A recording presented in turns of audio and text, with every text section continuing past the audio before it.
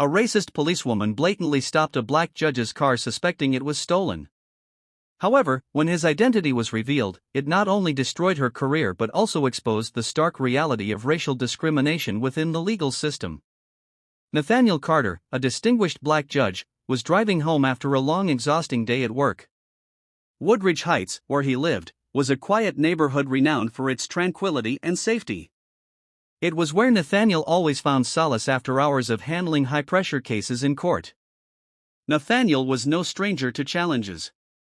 Born and raised in a dangerous inner-city area, he had witnessed countless injustices and prejudices throughout his life. Yet, those hardships had forged him into a resilient individual. From a young boy fighting for every opportunity to learn, Nathaniel overcame all odds to become a judge, a symbol of justice and hope for those marginalized by society. The newly purchased Audi, a small gift he had awarded himself after years of dedication, glided smoothly along the cobblestone streets of Woodridge Heights. The radiant sunset cast a gentle amber glow over everything, enhancing the neighborhood's charm. Inside the car, soft jazz music played from the radio, blending harmoniously with the cool evening breeze. Nathaniel relaxed, savoring this rare moment of peace, a chance to set aside his heavy responsibilities and enjoy a fleeting sense of tranquility. This was his favorite time of day, a leisurely drive through his familiar neighborhood, reflecting on life and work while momentarily forgetting the challenges he had endured. But Nathaniel had no idea that this serenity was about to be shattered, thrusting him into a challenging situation he never imagined he would face in the very community he called home. Nathaniel was just beginning to savor a rare sense of relief when the red and blue flashing lights from a police car behind him suddenly illuminated his rearview mirror. The sound of the siren shattered the peaceful atmosphere. He frowned, puzzled, wondering if he had accidentally committed a violation. Surely he wasn't speeding, and all his vehicle documents were in order. Nevertheless, he stayed calm and carefully pulled over to the side of the road in compliance with the signal. As the police car came to a stop directly behind him, a tall officer with a stern face stepped out.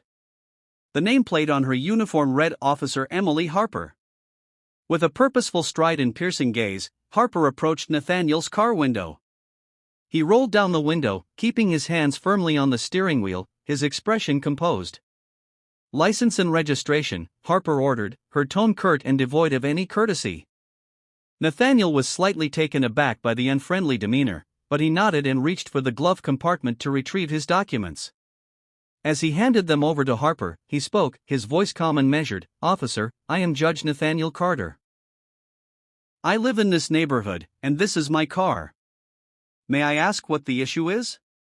Harper glanced at the documents indifferently, her expression betraying no reaction to what he had said. Instead, she frowned and took a step back, her voice remaining as cold as before. "Step out of the vehicle, Mr. Carter." Nathaniel blinked, surprised by the sudden command. "Officer, I don't understand. What have I done wrong?" he asked, striving to maintain his composure, though he could feel the tension rising. "Step out of the vehicle immediately," Harper repeated, her tone now more insistent. Her hand hovered over the holster on her hip, a gesture that was both a subtle warning and a display of authority. Nathaniel felt the pressure building in his chest. He looked into Harper's eyes, searching for some recognition, some hint of reason, but found none. There was no softening of her demeanor at the mention of his position as a judge. Harper didn't care, or perhaps she deliberately chose to ignore it. Taking a deep breath, Nathaniel steadied himself. He knew all too well that this situation could escalate at any moment if he made the wrong move. There had been far too many stories like this, and he had no intention of becoming another tragic headline. "All right," he said, his voice still steady. He carefully opened the car door and stepped out, making sure to move slowly and deliberately to avoid any misunderstanding. As he stood before Harper, the red and blue lights from the patrol car reflected on both of them. Nathaniel noticed that Harper's gaze never wavered from him. It wasn't the gaze of someone enforcing a legitimate suspicion, it was the gaze of prejudice, the gaze of someone who believed he didn't belong here. Nathaniel stood silently beside his Audi, the red and blue lights from the police car flickering on his face, casting a resolute yet helpless shadow. The air around him felt heavy, compressed by the suspicion and tension enveloping everything. His eyes, sharp yet betraying a trace of worry, followed Officer Harper's every movement as she spoke into her radio in a cold, detached voice. Moments later, the roar of an engine shattered the oppressive silence. A second police car arrived, its headlights glaringly bright, illuminating the entire corner of the street. Officer Brian Mitchell stepped out from the driver's seat, a tall man with a rigid posture and an expression as cold as if braced for any confrontation. Harper quickly approached him, exchanging a few brisk words, and Mitchell's gaze immediately turned to Nathaniel. Nathaniel could feel the skeptical stare from Mitchell, not the look of someone seeking truth but the gaze of someone eager to impose guilt. The tension grew thicker as Harper raised her voice, clearly intending for Nathaniel to hear. "This vehicle matches the description of a stolen Audi from last week." A surge of anger coursed through Nathaniel, but he suppressed it. His face remained calm, though the tightly clenched hand at his side betrayed his true feelings. "This is my car," he said, his words slow and deliberate. "I bought it just a few days ago. The paperwork and plates are fully legal. You can check the system right now." Harper didn't respond. Instead, she exchanged a glance with Mitchell, who nodded. "Search the car," Harper ordered. Nathaniel felt his chest tighten with indignation, but he refused to let it erupt. He couldn't afford to. This was more than just a confrontation, it was a battle for his dignity against the unreasonable prejudice he was facing. "I've already told you," he reiterated, his voice low but steady. "All you need to do is check the system. Everything will become clear immediately." Harper turned back, her icy gaze locking onto him. "This is for safety, Mr. Carter," she said, her tone laced with thinly veiled sarcasm. She didn't see a judge deserving of respect. In her eyes, he was merely a black man standing next to a car that was too expensive to belong to him. Without hesitation, Mitchell moved to the Audi and began searching it. Nathaniel stood tall, his eyes fixed on Mitchell's every move, though his insides churned with fiery frustration. From nearby windows, curious neighbors peered out, their gazes fixed on the scene. A few held up their phones, recording or snapping photos, which only deepened Nathaniel's sense of humiliation.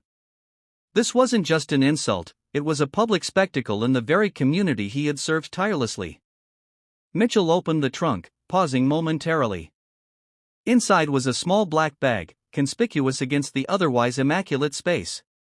He picked it up, his expression clouded with suspicion. "What's this?" he asked, turning toward Harper. Nathaniel stiffened. He had never seen that bag before. "I don't know," he replied, his voice steady but tinged with shock. "That bag is not mine." Harper's lips curled into a smirk, her eyes gleaming with a hint of satisfaction. "Not yours," she repeated, drawing out the words as though emphasizing her disbelief. "We'll see what's inside." Mitchell placed the bag on the car hood and began unzipping it. The atmosphere felt suffocating, each passing second pounding in Nathaniel's mind like a drumbeat. When the bag opened, it revealed several small sealed packets along with a few pieces of paper and a receipt dated that very day from a nearby store. Nathaniel froze, his entire body rigid. "I don't understand," he said, his voice shaking with a mix of anger and fear. "This bag isn't mine. It's been planted. Someone is trying to frame me." Harper crossed her arms, her eyes filled with skepticism. "A suspicious bag in your trunk, and you want us to believe it just magically appeared," she said, her tone dripping with sarcasm. "This is quite the story, Mr. Carter." Nathaniel took a deep breath, struggling to maintain his composure. "You're accusing me without concrete evidence," he said, his voice calm yet commanding. "Do you think this will end here? A judge being treated like a criminal right outside his home? Do you understand where this will lead?" Harper hesitated briefly but quickly regained her composure. "We're just doing our job," she said, though her voice lacked the confidence it had before. Nathaniel knew he couldn't remain silent. This situation wasn't just about the car, the bag, or his humiliation. It was a stark representation of what had happened to countless others before him, treated unfairly simply because they didn't fit the biases of those in power. "You can continue this, Harper," he said, his voice icy, his gaze sharp as a blade. "But I promise you, this will not end here. People are watching. They're recording. And justice will not side with those who abuse it." The tension had reached its peak. Harper stood still, her gaze faltering as she noticed the phone lights from the crowd nearby, capturing every second. Mitchell remained silent, his hand still on the bag, though the tension in the air was palpable. Nathaniel didn't look away. He was prepared for this battle because he knew it wasn't just his story at stake. Nathaniel stood motionless, his eyes fixed on the black bag lying on the hood of his Audi, a strange object that had just been pulled from his car's trunk. For a moment, all sound seemed muffled, leaving only confusion and the seething anger boiling within him. He didn't know where the bag had come from, but he understood it would push an already tense situation over the edge. Harper stood a short distance away, arms crossed, her gaze cold and resolute. There was no explanation, no acknowledgement that she might be wrong. She glanced at Mitchell, then gave a slight nod. "Cuff him," Harper ordered, her voice as sharp as a knife. Nathaniel flinched, as though struck in the chest. "What?" "No," he exclaimed, trying to keep his voice steady but clearly shaken. "You can't do this. I am Judge Nathaniel Carter, and I'm telling you that bag is not mine. Before you act, you need to verify the facts. I demand it." Harper didn't respond, her gaze unwavering. She turned to Mitchell, pressing him with a determined look. Mitchell hesitated briefly, a flicker of doubt crossing his face, but he still stepped toward Nathaniel, the handcuffs glinting in his hand. "You have the right to remain silent," Harper said, her voice flat and emotionless. It was a phrase Nathaniel had heard countless times in courtrooms, but this time, it was directed at him. For the first time in his life, he felt the bitter sting of being wrongfully accused. "This is a terrible mistake," Nathaniel protested, his voice shifting from calm to furious. "Call your superior right now. I demand a reasonable explanation for this." Harper, still projecting an air of indifference, looked at him as though he were speaking nonsense. "Just stay quiet and cooperate," she said, her tone authoritative but laced with a hint of mockery. As the cold metal of the handcuffs tightened around Nathaniel's wrists, he felt as though the world around him was collapsing. The red and blue lights from the two police cars swirled, illuminating a scene of injustice playing out in front of everyone. He wasn't afraid, it was the humiliation that burned in his chest. From the surrounding windows, neighbors peered out, their silhouettes visible behind curtains, while the glow of smartphones captured every moment. Nathaniel knew that this image would be etched into their minds, not as a respected judge but as a presumed criminal being led away under the glare of flashing lights. Mitchell glanced at him briefly, a glimmer of regret in his eyes, as if he too recognized the wrongness of the situation. But Harper's pressure and determination left him no choice but to comply. "Do you even realize what you're doing?" Nathaniel said, his voice now blazing with anger. "You're destroying the reputation of an innocent man and, worse, you're destroying your career. You will be held accountable for this." Harper wavered momentarily, but she quickly masked it with a cold smirk. "This isn't personal, Mr. Carter. We're just doing our job." Nathaniel let out a bitter laugh, the sound harsh and cutting through the silence. "Your job? You call this your job? A bag mysteriously found in my car, a car you didn't even bother to verify belongs to me? Is this your duty or your prejudice guiding you?" Harper didn't answer, but her gaze faltered. Nathaniel's words, each like a sharp blade, pierced through her confidence. She couldn't meet his eyes anymore. Mitchell, meanwhile, stood silently. He glanced between Harper and Nathaniel, clearly aware of the injustice unfolding. "Harper," Mitchell said quietly, as if trying to reason with her. "Maybe we should double-check before going further." "No," Harper interrupted, her voice less certain than before. "We're doing the right thing." Nathaniel turned to Mitchell, his gaze cold but heavy with meaning. "Mitchell, you know this is wrong. Don't let yourself be dragged into her mistake. Just run the plate and my identity. Everything will become clear immediately." Mitchell turned away, but the hesitation in his eyes was evident. Harper, though visibly shaken, maintained her outward resolve, struggling to keep control of the situation. As Nathaniel was led away, the police lights reflected off his face, casting an ominous and unjust glow over the scene. At that moment, he realized that this battle was no longer just about him.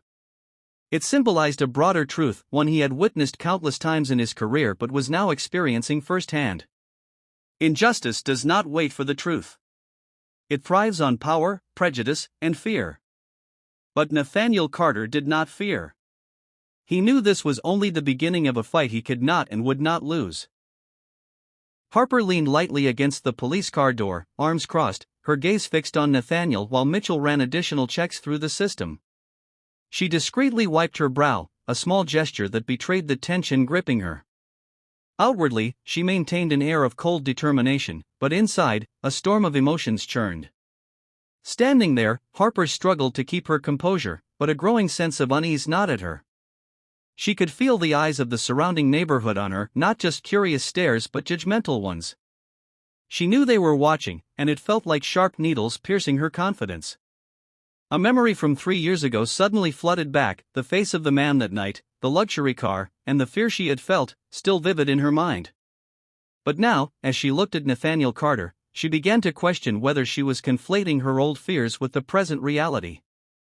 An uncomfortable thought surfaced, one she couldn't ignore. If she was wrong, if her judgment truly was flawed, it wouldn't just harm Nathaniel, it would undermine the very principles she believed she was protecting. Mitchell glanced at Harper, his expression tinged with sympathy. "Harper," he said softly, almost a whisper, "are you okay?" She turned to him, her eyes briefly revealing the exhaustion she had tried so hard to conceal. "I don't know, Mitchell," she admitted. "I'm not sure I even know what's right or wrong anymore." "What do you think about him?" Mitchell asked, breaking the silence. He still held the black bag they had found, his expression skeptical. "It doesn't matter what I think," Harper replied, her voice cold like a shield trying to mask her inner uncertainty. "I have a job to do. This car matches the description from a theft report, and we need to clear this up." Mitchell frowned slightly, glancing back at Nathaniel, who stood silently, his hands cuffed. "I don't know, Harper. He doesn't look like the kind of person we're after." Harper turned to face Mitchell, her voice dropping lower as if she wanted to keep the conversation between them. "Listen, I can't afford any more mistakes. You know, after last month's incident." She hesitated, her gaze dropping to the ground for a moment before she looked back up with renewed determination. "I've already been reprimanded, Mitchell. The higher-ups want results, and I can't risk my career."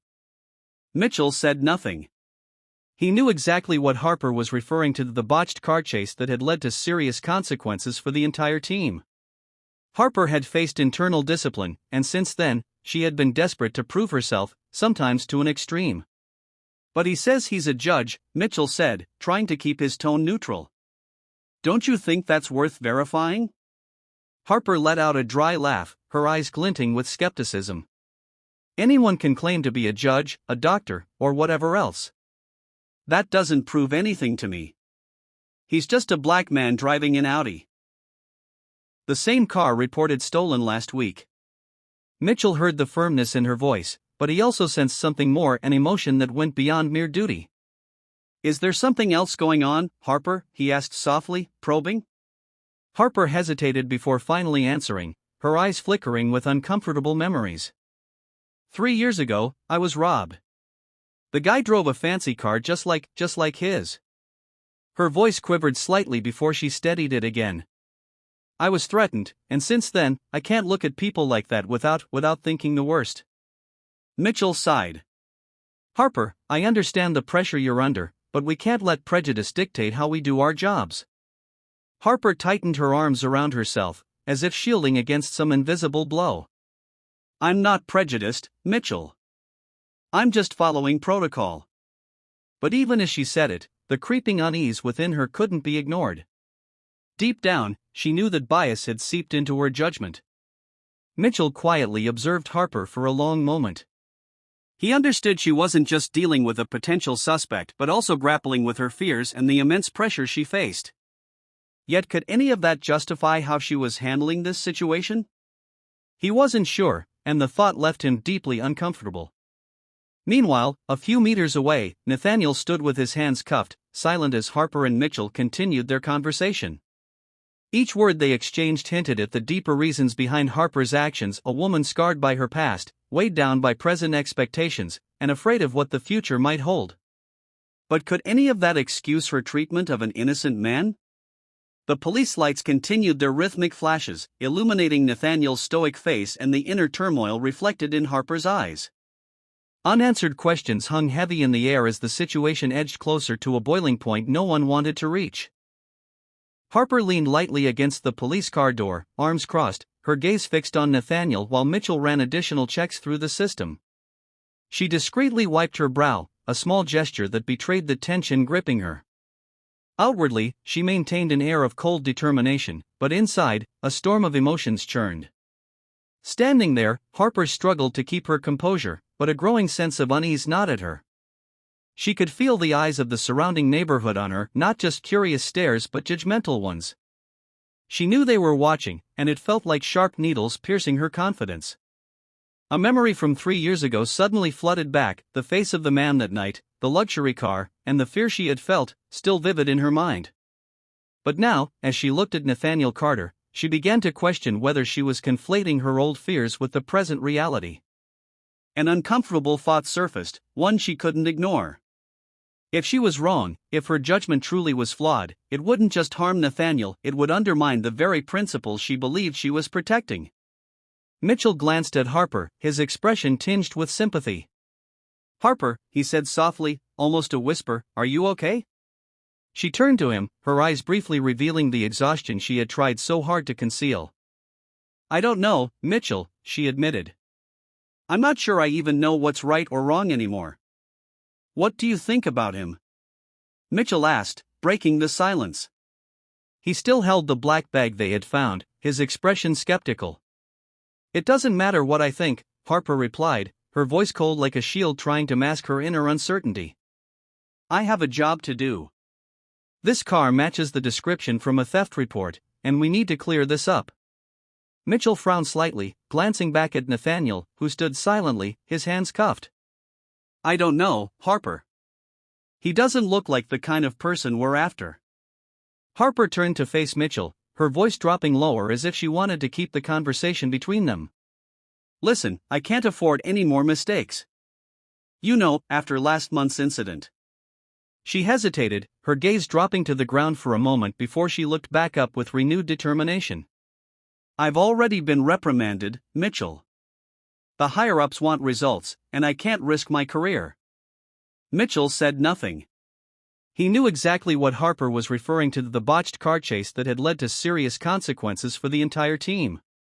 Harper had faced internal discipline, and since then, she had been desperate to prove herself, sometimes to an extreme. "But he says he's a judge," Mitchell said, trying to keep his tone neutral. "Don't you think that's worth verifying?" Harper let out a dry laugh, her eyes glinting with skepticism. "Anyone can claim to be a judge, a doctor, or whatever else. That doesn't prove anything to me. He's just a black man driving an Audi." The same car reported stolen last week. Mitchell heard the firmness in her voice, but he also sensed something more, an emotion that went beyond mere duty. "Is there something else going on, Harper?" he asked softly, probing. Harper hesitated before finally answering, her eyes flickering with uncomfortable memories. 3 years ago, I was robbed. The guy drove a fancy car just like his." Her voice quivered slightly before she steadied it again. "I was threatened, and since then, I can't look at people like that without thinking the worst." Mitchell sighed. "Harper, I understand the pressure you're under, but we can't let prejudice dictate how we do our jobs." Harper tightened her arms around herself, as if shielding against some invisible blow. "I'm not prejudiced, Mitchell. I'm just following protocol." But even as she said it, the creeping unease within her couldn't be ignored. Deep down, she knew that bias had seeped into her judgment. Mitchell quietly observed Harper for a long moment. He understood she wasn't just dealing with a potential suspect but also grappling with her fears and the immense pressure she faced. Yet could any of that justify how she was handling this situation? He wasn't sure, and the thought left him deeply uncomfortable. Meanwhile, a few meters away, Nathaniel stood with his hands cuffed, silent as Harper and Mitchell continued their conversation. Each word they exchanged hinted at the deeper reasons behind Harper's actions, a woman scarred by her past, weighed down by present expectations, and afraid of what the future might hold. But could any of that excuse her treatment of an innocent man? The police lights continued their rhythmic flashes, illuminating Nathaniel's stoic face and the inner turmoil reflected in Harper's eyes. Unanswered questions hung heavy in the air as the situation edged closer to a boiling point no one wanted to reach. Nathaniel took a deep breath, feeling the cold air fill his lungs. The handcuffs dug into his wrists, leaving visible red marks, but he stood tall, unyielding. The flashing lights of the police cars illuminated his face, the calm, resolute expression of a man who had faced countless battles in the courtroom. In contrast, Officer Harper stood before him, her gaze sharp, though her uncertain movements betrayed the anxiety welling up inside her. "Officer Harper," Nathaniel began, his voice deep and steady, resonating like the gavel in a courtroom, "you are making a grave mistake. All it takes is a check of the vehicle's information in the system, and everything will become clear. If not, call your superior. That is the correct and lawful course of action." Harper folded her arms across her chest, her gaze attempting to maintain its icy veneer. "I know what I'm doing, Mr. Carter," she replied, her tone sharp but lacking confidence. "If you have nothing to hide, then you have nothing to worry about." Nathaniel raised an eyebrow, a flash of anger crossing his eyes before he regained composure. "Worry," he repeated, emphasizing the word. His tone was slow and deliberate, each syllable cutting through the tense air between them. "No, Harper. You're the one who should be worried. You're not just humiliating an innocent man, you're destroying your reputation and career. Do you understand that?" Harper faltered slightly but masked it by tilting her head to one side and crossing her arms tighter. "I'm following procedure. If you don't like it, take it to court." "You're playing with fire, Harper," Nathaniel said, leaning slightly forward, his voice sharp as a blade. "Don't you see? A judge in handcuffs, right here on the street, in the very community he's dedicated his life to serving. Do you think this ends here? The media will descend, lawyers will swarm, and you will pay the price. Don't let your pride turn today into a nightmare without end." Harper's eyes darted nervously around. She caught sight of the neighbors watching from their windows, a few holding up their phones, the red recording lights visible in the dim evening. Sweat beaded on her forehead despite the cold. The tension weighed on her like lead. She knew she was being observed and judged, and that every action she took now would have long-term consequences. Mitchell, standing nearby, recognized the situation spiraling out of control. He stepped closer to Harper, his voice low but firm. "Harper, we can't stand here like this forever. He's asking for a check. If he is a judge, this will become a media firestorm. We should handle this the right way." Harper turned to him, her eyes flashing with frustration. "I know what I'm doing, Mitchell," she nearly shouted, but immediately realized her voice had wavered, betraying her uncertainty. "I'm not acting out of prejudice," she added, though the word sounded more like an attempt to convince herself than anyone else. Nathaniel didn't relent. He locked his gaze onto hers, his eyes sharp as knives. "If you're not acting out of prejudice, why not check? Just one call. Or are you afraid of what might come to light?" Harper clenched her fists, feeling the air around her grow stifling. The murmurs from the distance reached her ears. A small crowd of neighbors had begun to gather on the sidewalk, their faces a mix of curiosity and indignation. She turned back to Mitchell, her eyes seeking some kind of affirmation, but he remained silent, his expression urging her to think carefully about her next move. "Do you know what brink you're standing on?" Nathaniel continued, his voice now even more commanding. "One wrong decision could send both your career and your reputation plummeting. But you still have a chance, right now, to make it right." Harper stood frozen, as if rooted in place. She could feel every eye on her, every judgment weighing down her shoulders. Her pride, fear, and sense of duty clashed violently in her mind, pushing her closer to the edge of right and wrong. Finally, with a reluctant sigh, Harper raised her hand to her radio. "Dispatch, call Captain Holloway to the scene," she said, her voice heavy with resignation. Nathaniel showed no satisfaction, standing still, his eyes locked on Harper, silently reminding her of the consequences of her actions. The atmosphere remained thick with tension, like a taut string ready to snap at any moment. Lowering the radio, Harper felt her entire body trembling. She knew she had just conceded, but at the same time, she realized that everything that had unfolded wouldn't end here. The crowd remained, their eyes cutting into her pride like daggers. She had done the right thing, but the cost could be far greater than she had anticipated. Nathaniel stood firm, unwavering like a tower amidst the storm, his gaze never leaving Harper, silently conveying an immutable truth: justice always comes at a price, and the truth inevitably prevails. As Harper lowered her radio, the sound of a window opening shattered the tense atmosphere. A middle-aged woman with silvery hair and a resolute gaze stepped out from a nearby house. Linda Martinez, a longtime neighbor of Nathaniel, was not one to hesitate when speaking out against injustice. "Nathaniel, what's going on here?" Linda called out, her clear voice cutting through the still air. She quickly stepped onto the sidewalk, her eyes blazing with indignation as she saw Nathaniel handcuffed beside his Audi. "This isn't right at all," Linda declared loudly, her sharp gaze locking on Harper. "He's a judge, an honorable man. I've lived here long enough to know he hasn't done anything wrong. What are you doing to him?" Harper turned to Linda, her expression as icy as ever. "Ma'am, please return to your home. This is a police investigation and does not concern you." Linda stood her ground, unfazed by Harper's command. Instead, she turned to the other neighbors who were watching from their windows and doorsteps. "We can't just stand by and let this happen," Linda said loudly, her voice rallying the onlookers. "If we stay silent, who will stand up for us when the same thing happens to one of our own?" The crowd began to grow larger. A young man named Jake stepped out from the gathering, phone in hand. "I'm live streaming this, Linda. Everyone's watching, and they want to know why a judge is being treated like this." "We're not leaving until you let him go," Linda announced firmly. "Or until you explain yourselves right here in front of all of us." Murmurs of agreement rippled through the crowd, which grew denser by the minute. Harper's composure wavered slightly as she glanced at the growing group of onlookers.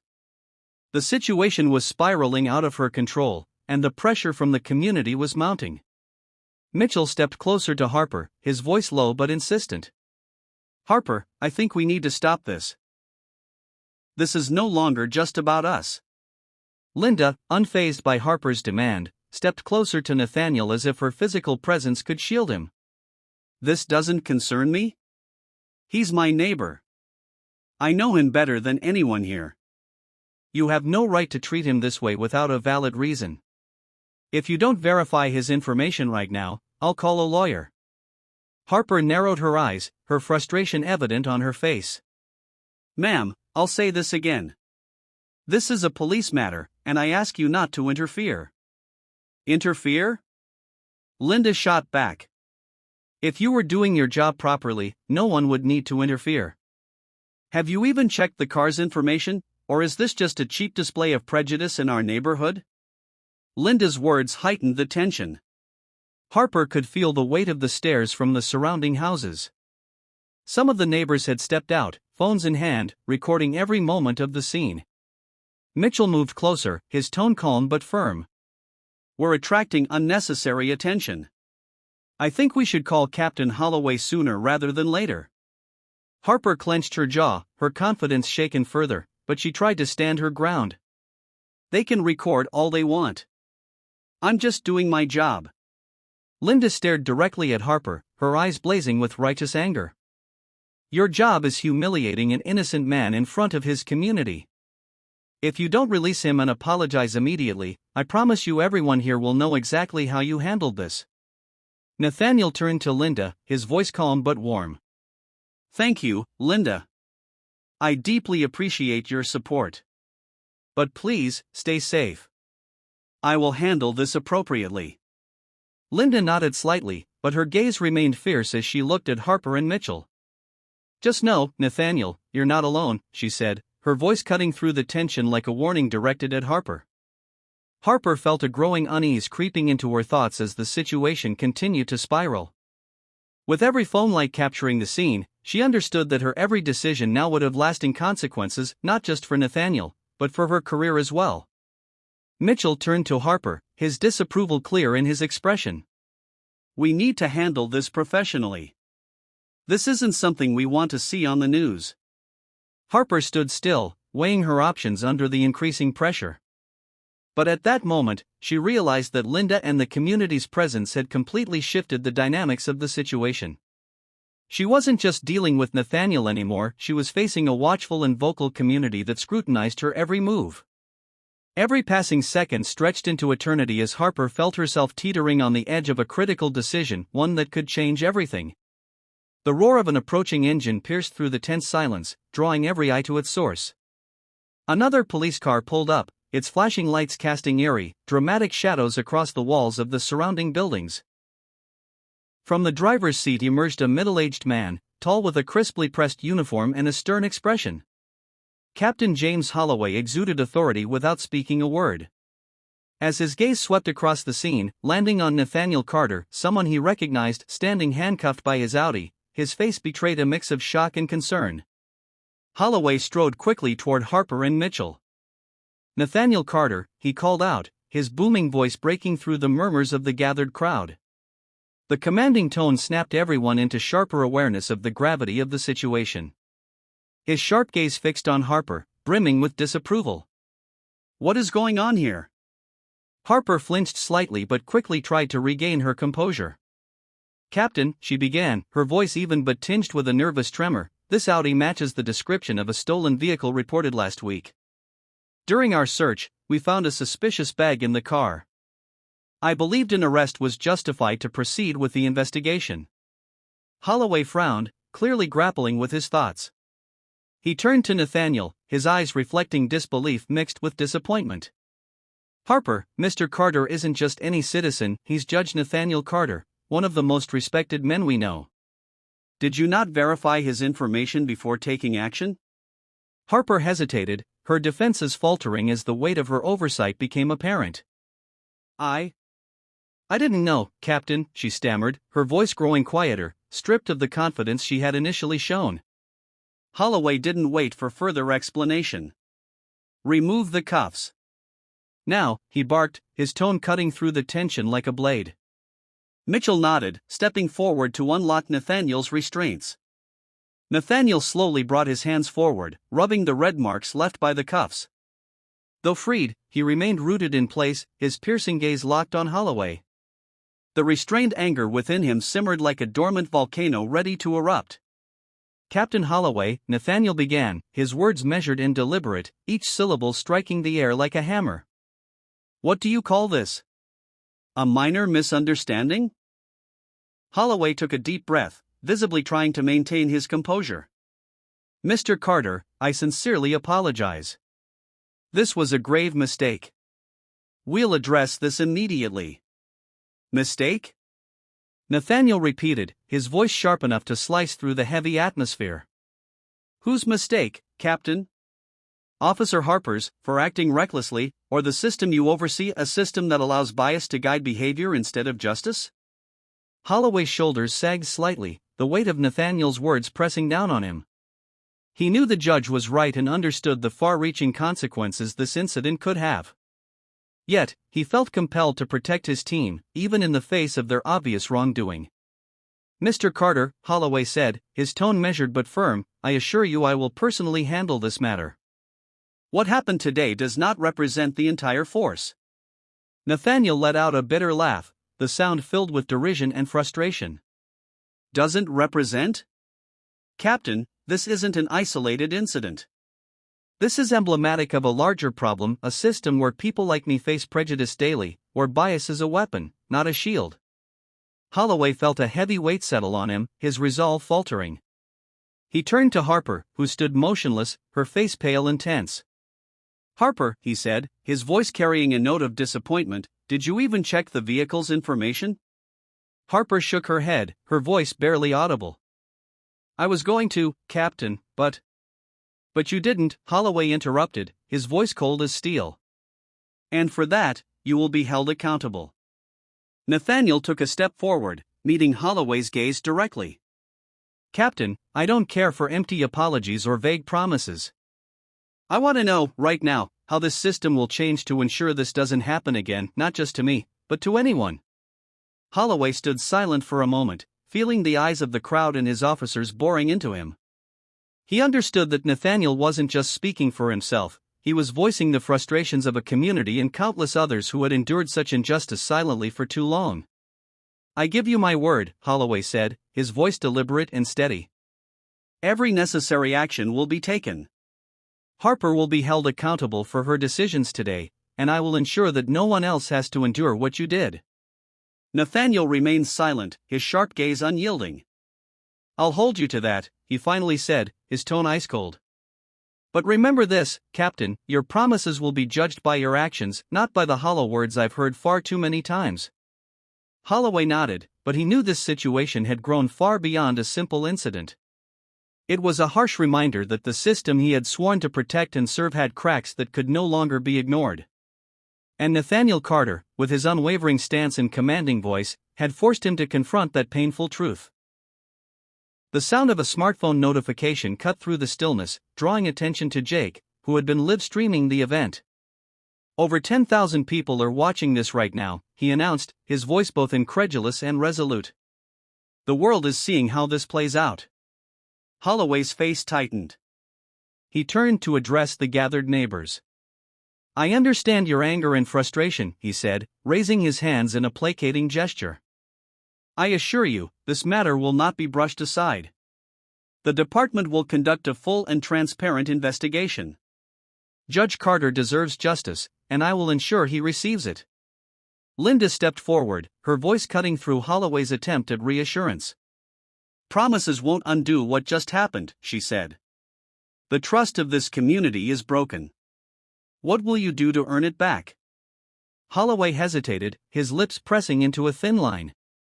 He turned back to Nathaniel, the unspoken weight of responsibility heavy in his expression.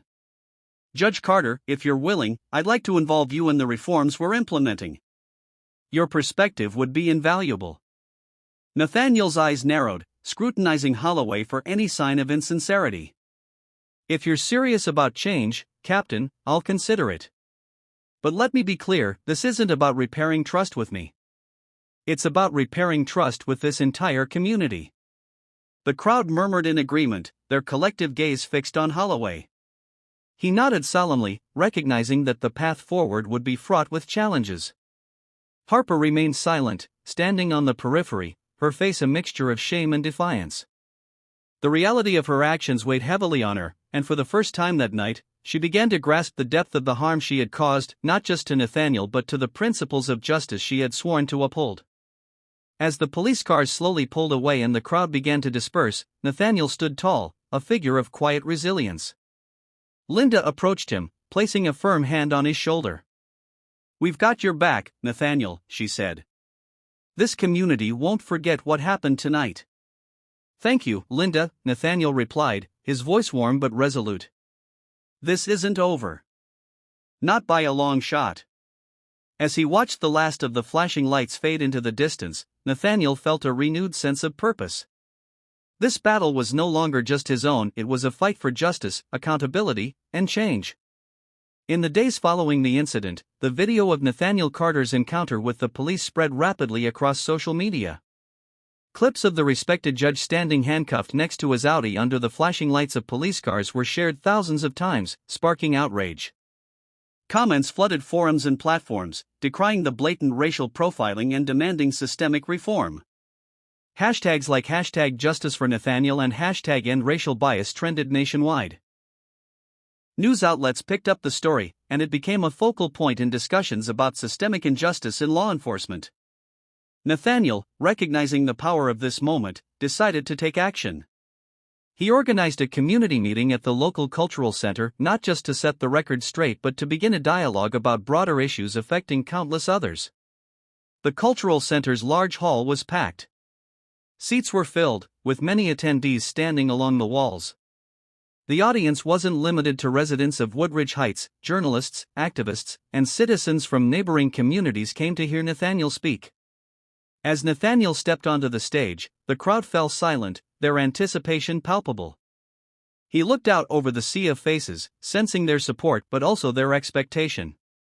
He took a deep breath before addressing them. "Thank you all for being here today," he began, his voice steady yet warm. "What happened to me the other night wasn't just a personal mistake, it was a reflection of a deeper, systemic issue. An issue that determines how we treat one another based on prejudice and false assumptions. He recounted the events of that night, speaking candidly about the humiliation and injustice he had experienced. But he didn't dwell solely on his own story. Instead, he connected it to the countless similar incidents he had encountered in his career as a judge, stories of individuals whose lives had been upended by systemic bias and unchecked authority. Nathaniel called for action. "We can't change the past," he said, his voice resonating throughout the hall.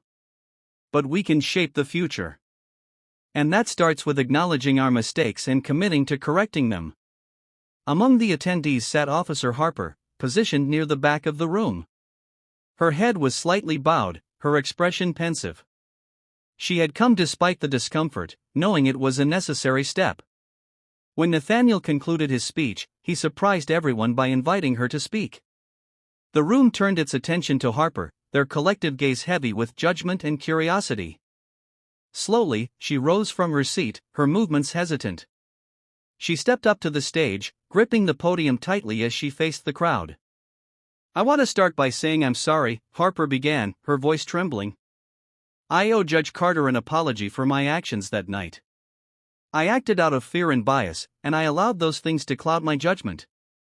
I was wrong." Her words, though contrite, were met with a tense silence. She took a moment to steady herself before continuing.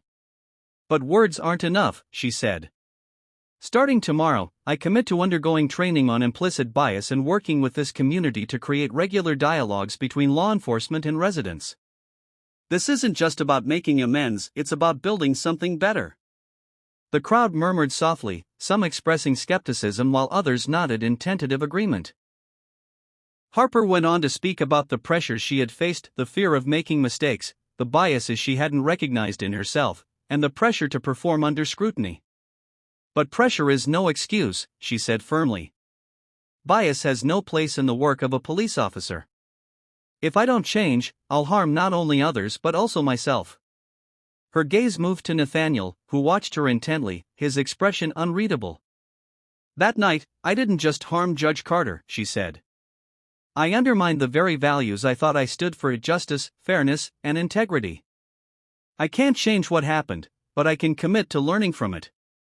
I want to help build a fairer system, and I hope this community will hold me accountable." The room was silent again, but this time the atmosphere was different. It wasn't the silence of judgment but of reflection. Slowly, scattered applause began, growing louder as more people joined in. Nathaniel nodded slightly, acknowledging Harper's words but reserving judgment for her actions to come. Over the following weeks, the story continued to garner national attention. Videos of the incident, along with clips from the community meeting, were shared widely. The department announced a series of reforms, including mandatory training for all officers on implicit bias and community engagement initiatives. Nathaniel became a leading voice in the movement, giving interviews and speaking at forums about the need for systemic change. "This isn't just about one officer or one incident," he said in one televised appearance. "It's about addressing the structures that allow such incidents to happen in the first place. Change doesn't come from apologies, it comes from action." Harper, meanwhile, began her journey of accountability. She attended training programs, led community forums, and worked closely with Nathaniel and local leaders to repair the damage her actions had caused. Though skepticism lingered among some, others began to see her efforts as genuine. The incident became a wake-up call for the Woodridge Heights Police Department and a catalyst for broader conversations about justice and accountability. For Nathaniel, it was a reminder of the power of resilience and the importance of standing up not just for himself but for others who had been silenced by systemic injustice. As the weeks turned into months, Nathaniel reflected on everything that had transpired.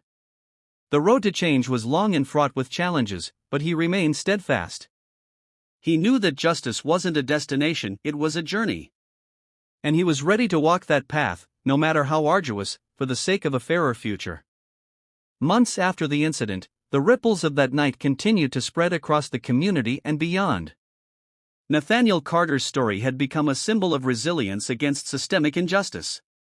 Media coverage remained steady, with discussions on racial bias in law enforcement taking center stage. Community forums and town hall meetings were organized, often drawing large crowds eager to address long-standing issues that had previously been ignored. The Woodridge Heights Police Department, under increasing scrutiny, implemented a series of reforms. Among these were implicit bias training for all officers, a community oversight board to review complaints, and a commitment to greater transparency in policing practices. Captain Holloway publicly admitted the department's failures during a press conference, acknowledging the broader systemic issues that needed addressing. "Accountability starts with us," Holloway stated. "We have a duty to protect and serve every member of this community, without prejudice or bias." Judge Carter's experience highlights the urgent need for change, and we are committed to making that happen. Nathaniel, invited to many of these forums and events, became a prominent voice advocating for justice reform. He shared not only his personal story but also the stories of others he had encountered throughout his career. "This fight is bigger than me," he said during a televised panel. "It's about ensuring that no one, regardless of their race, gender, or socioeconomic status, has to endure what I went through." While Nathaniel's efforts were widely praised, he remained cautious. He knew the momentum for change could easily wane without sustained pressure. "This isn't a moment," he reminded the audience during one of his speeches. "It's a movement. And movements require persistence, vigilance, and the courage to demand more." For Officer Harper, the months following the incident were a period of deep introspection and growth. She attended every training session offered by the department, willingly participating in workshops on bias, cultural competency, and conflict de-escalation. Harper also began attending community meetings, where she listened to residents' concerns and answered questions about her actions that night. At one particularly tense meeting, a young woman in the crowd asked pointedly, "What makes us believe you've changed? How do we know this isn't just for show?" Harper paused, visibly moved by the question. "You don't have to believe me right now," she said, her voice steady but earnest. "But I hope that through my actions, by showing up, listening, and working to do better, I can begin to rebuild your trust. I know I have a long way to go, but I'm committed to doing the work." Despite her efforts, Harper faced significant backlash from some members of the community. Protest signs bearing her name appeared outside the police station, and social media posts called for her resignation. Harper, however, chose to stay and face the consequences of her actions, believing that running away would only undermine her sincerity. One evening, Harper approached Nathaniel after a community forum. "Judge Carter," she said hesitantly, "I want to thank you for holding me accountable. For not letting me hide behind excuses. It's not easy, but I'm starting to see things more clearly. And I hope, one day, I can earn back the trust one lost." Nathaniel regarded her thoughtfully. "Change is never easy, Officer Harper," he replied. "But it starts with acknowledgement. Now it's up to you to make sure your actions speak louder than your words." The community of Woodridge Heights also underwent a transformation. Inspired by Nathaniel's story and the collective outrage it sparked, residents began organizing initiatives aimed at fostering unity and understanding. Youth programs, mentorship opportunities, and cultural events became staples in the neighborhood, bringing people together to build a stronger, more inclusive community.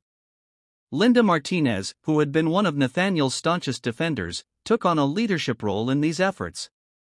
"We have to be the change we want to see," she often said during meetings. "If we want a better system, we have to fight for it, not just for ourselves, but for the generations to come." Jake, the young man who had live-streamed the initial confrontation, became a local activist, using his platform to amplify voices within the community.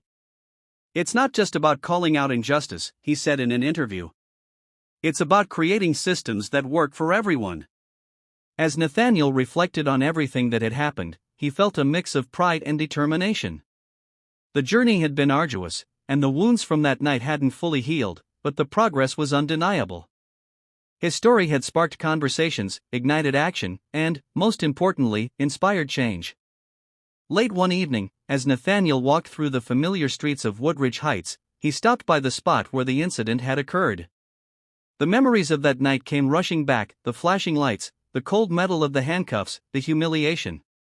But standing there now, he felt something different. Hope. This wasn't the end of the story.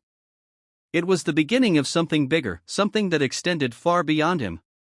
Nathaniel knew there was still much work to be done, but he was ready. For himself, for his community, and for the countless others who had faced or would face injustice, he vowed to keep fighting. As the moonlight illuminated the quiet streets, Nathaniel Carter walked on, resolute and unyielding, a symbol of hope and justice in a world still learning how to be fair. Months turned into a year, but the echoes of that night continued to resonate throughout Woodridge Heights and beyond. Nathaniel Carter had become a household name, not just for his role as a judge but as a fierce advocate for justice reform. His story was now part of a broader national dialogue about systemic prejudice, and his voice carried weight in the ongoing movement for accountability and fairness in policing. The reforms implemented in Woodridge Heights began to show tangible results. Complaints against police officers decreased, and the department's community outreach programs fostered a new sense of trust between residents and law enforcement.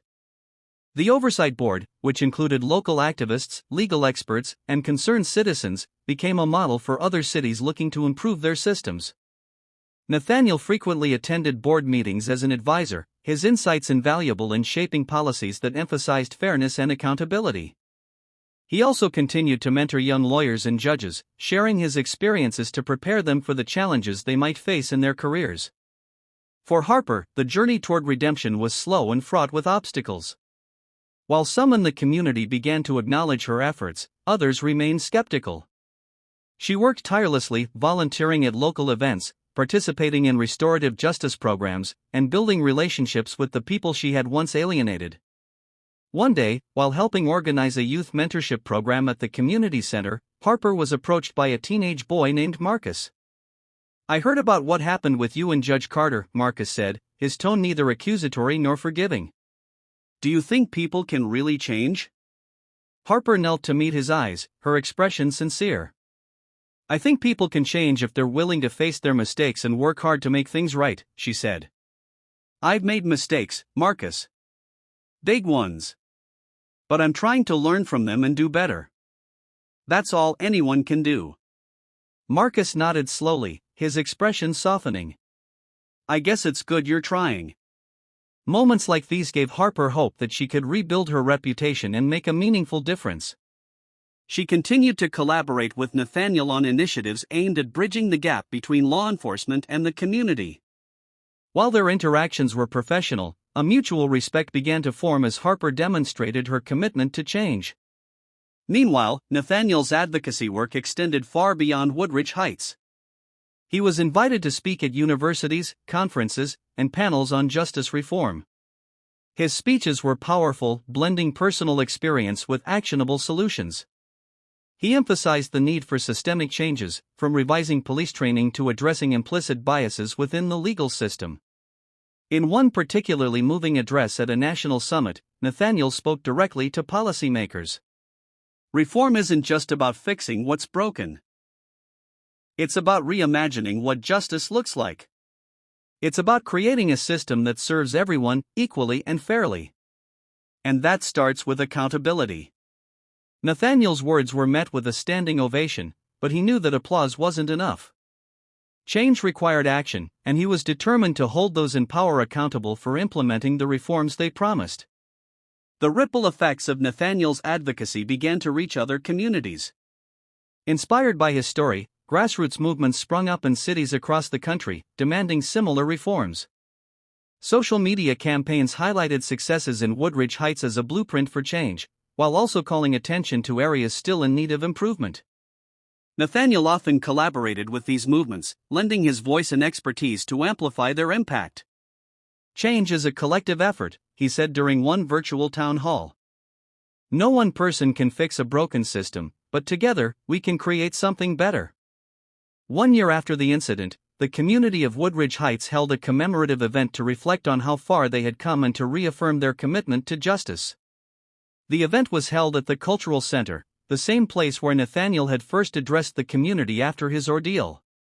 Nathaniel stood at the podium, looking out at the diverse crowd before him. Faces he had come to know well, Linda, Jake, Captain Holloway, and even Harper were among them. He smiled, feeling a sense of unity he hadn't felt that night under the flashing lights. 1 year ago, we stood here facing a moment of pain and outrage, Nathaniel began, his voice calm but resonant. But from that moment, we found strength. We came together as a community to demand better, to be better. And while we've made progress, our work is far from done. He paused, allowing his words to sink in before continuing. Justice isn't a destination, it's a journey. It's something we must pursue every day, with persistence, courage, and hope. Together, we've shown that change is possible. Let's continue to lead by example, not just for ourselves, but for the generations to come. The audience erupted into applause, their collective energy a testament to the progress they had made together. Harper, standing in the back, clapped quietly, a small smile on her face. She had a long way to go, but for the first time, she felt a sense of belonging in the community she had once alienated. As the evening drew to a close, Nathaniel stood outside the cultural center, looking up at the stars. Linda approached him, her expression warm. "You've done something incredible here, Nathaniel," she said. "This community owes you a debt of gratitude." Nathaniel shook his head. "It's not about me, Linda. It's about all of us. Change doesn't happen because of one person, it happens because people come together and refuse to accept the status quo." Linda nodded, her eyes shining with admiration. "Still, you've been our guide through this. Don't underestimate the power of your leadership." Nathaniel smiled, but his mind was already on the road ahead. The fight for justice was never-ending, but he felt ready for whatever came next. With his community by his side, he knew they could face any challenge and emerge stronger. As he walked away from the center that night, Nathaniel felt a sense of peace he hadn't experienced in a long time. The weight of the past still lingered, but it no longer defined him. Instead, it propelled him forward toward a brighter, more just future. In the months that followed the 1-year commemoration, the reforms inspired by Nathaniel's experience began to bear fruit not only in Woodridge Heights but also in neighboring cities. Nathaniel's advocacy had sparked a regional push for change, with more communities demanding transparency, accountability, and equity in their law enforcement systems. At the state level, lawmakers took notice. A bill was introduced to standardize implicit bias training for all police departments across the state, inspired in part by Nathaniel's testimony before a legislative committee. His presence in the chamber carried weight, his calm yet impassioned delivery of his story and proposed solutions left lawmakers and attendees deeply moved. "The events of that night were not unique to me," Nathaniel told the committee. "They represent a pattern, a system that too often fails the people it is meant to serve. This bill is a step in the right direction, but it must be accompanied by meaningful oversight and continuous evaluation. We can't afford to let this become another hollow promise." The bill passed with overwhelming bipartisan support, marking a significant victory for the movement. Nathaniel's role in its success further solidified his reputation as a leader in the fight for justice reform. Meanwhile, Officer Harper continued her path of accountability and redemption. She became a visible presence in community initiatives, often volunteering her time to mentor young people and participate in dialogues about policing and trust. Despite the lingering skepticism of some, Harper found that her efforts were gradually breaking down barriers. During one of the mentorship programs at the community center, she spoke to a group of teenagers about her journey. "I used to think being a good officer was just about following the rules," she admitted. "But I've learned it's also about listening, understanding, and admitting when you're wrong. It's about serving, not judging, the community." Her candor resonated with the teens, many of whom had their own distrust of law enforcement. Over time, Harper became a bridge between the police department and the community, her transformation a testament to the power of accountability and self-reflection. One evening, after a particularly successful event, Harper approached Nathaniel.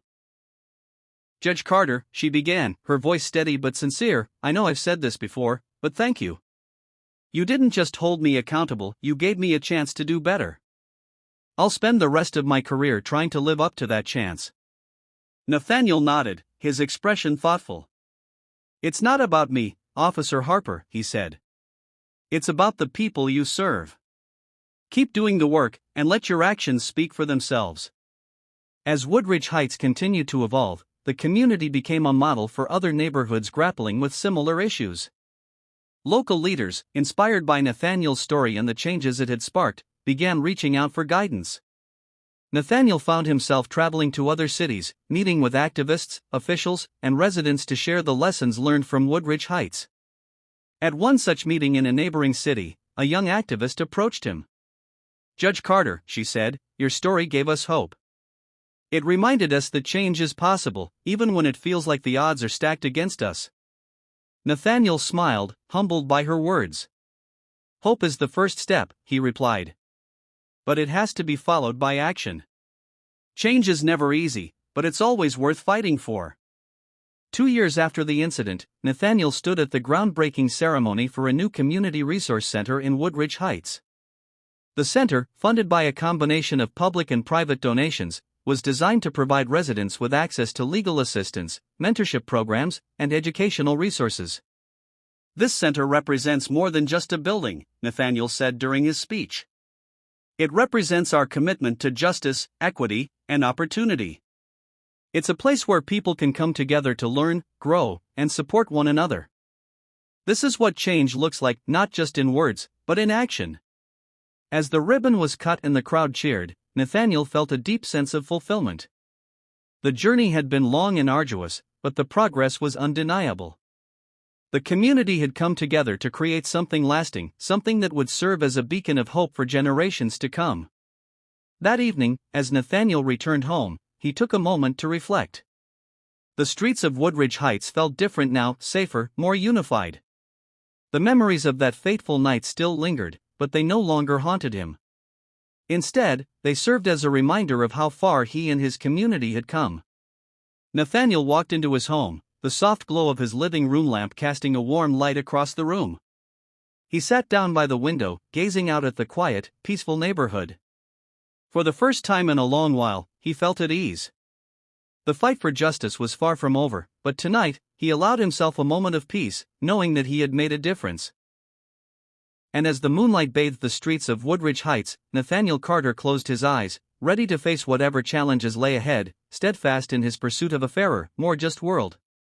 In the years that followed, the legacy of the changes in Woodridge Heights spread across the country, becoming a blueprint for communities striving to rebuild trust between law enforcement and the people they serve. The collaborative efforts of Nathaniel Carter, the local residents, and even those within the police department like Officer Harper, showed that reform was not only possible but sustainable when driven by accountability and transparency.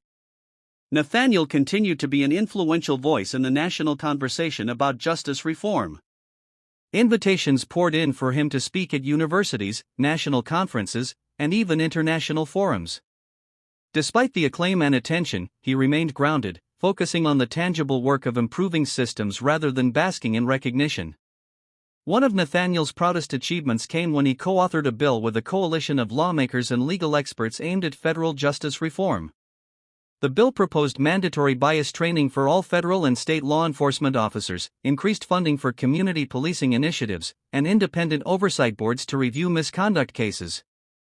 After months of negotiations and lobbying, the bill passed, marking a milestone in Nathaniel's fight for systemic change.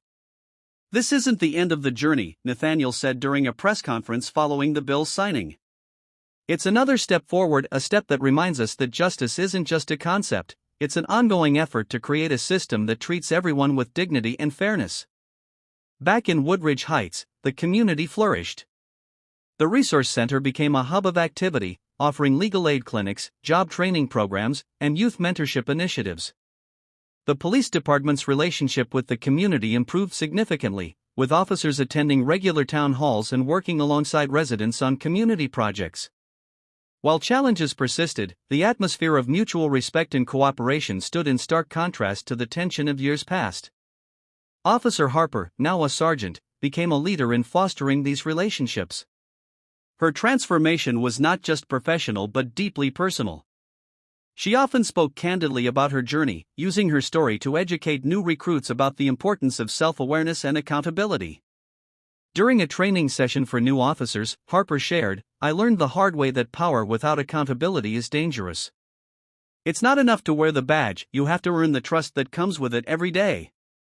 And if you fail, you have to be willing to confront your mistakes and do better." Her words resonated, particularly with those who had grown up in communities where trust in law enforcement was fragile at best. Harper's story became an integral part of the department's training program, a living example of the potential for growth and change.